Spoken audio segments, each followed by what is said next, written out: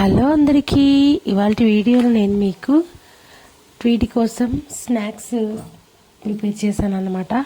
So chips లేనిదే ముద్ద దిగదు అన్నట్టుగా చేస్తుంది. అందుకోసం అని చెప్పేసి ఇద్దరికి యుద్ధం నడుస్తుంది. న్యాచురల్ అని నేను షాప్లో కంపల్సరీ కొనాలన్నట్టుగా ఆమె.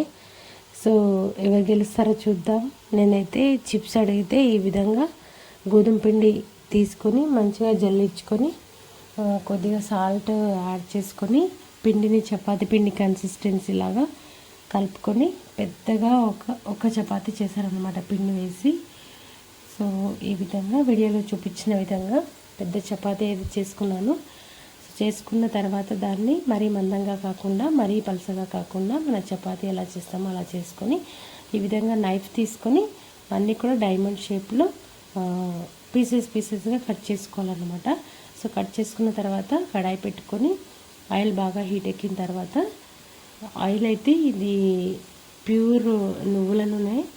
సో కోల్డ్ ప్రెస్డ్ ఆయిల్ కాబట్టి కొద్దిగా నురగా అనేది వస్తుంది.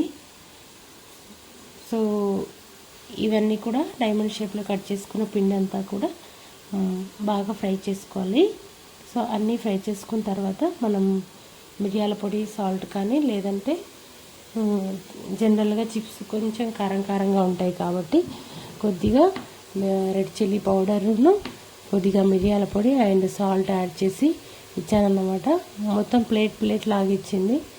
సో అంటే ఈ బయట ఫుడ్ని ఇలా కొద్దిగా అన్న రీప్లేస్ చేయొచ్చు హోమ్ ఫుడ్తో అని ట్రై చేస్తున్నాను. సో నేను విన్ అవుతానా లేదా అని తర్వాత చూడాలి. సో ఈ విధంగా ఇది కోల్డ్ ప్రెస్ ఆయిల్ కాబట్టి కొద్దిగా నురగానే వచ్చింది. సో అన్నీ కూడా ఫ్రై చేసుకున్నాను. మనం ఆల్రెడీ కొద్దిగా సాల్ట్ యాడ్ చేసినాం కాబట్టి లైట్గా సాల్ట్ యాడ్ చేసాను, ఎక్కువ యాడ్ చేయలేదు. మిరియాల పొడి యాడ్ చేసి టేస్ట్ చేయమని ఇచ్చాను. అమ్మ కారం సరిపోలేదని అంటుంది.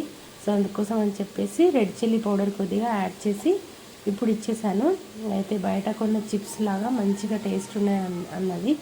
సో ఆలుతో కూడా ఎక్కువ ఆలు చిప్స్ తిన్నట్టయితే కూడా హెల్త్కి మంచిది కాదు.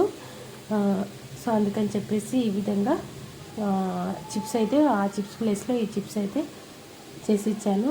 ఆవురావురమని తినేసింది. టేస్ట్ కూడా చాలా బాగుంది. మనం 1 వీక్ దాకా వీటిని నిల్వ చేసుకోవచ్చు అండ్ ఈజీగా చేసుకోవచ్చు. అంతే ఈ వీడియో.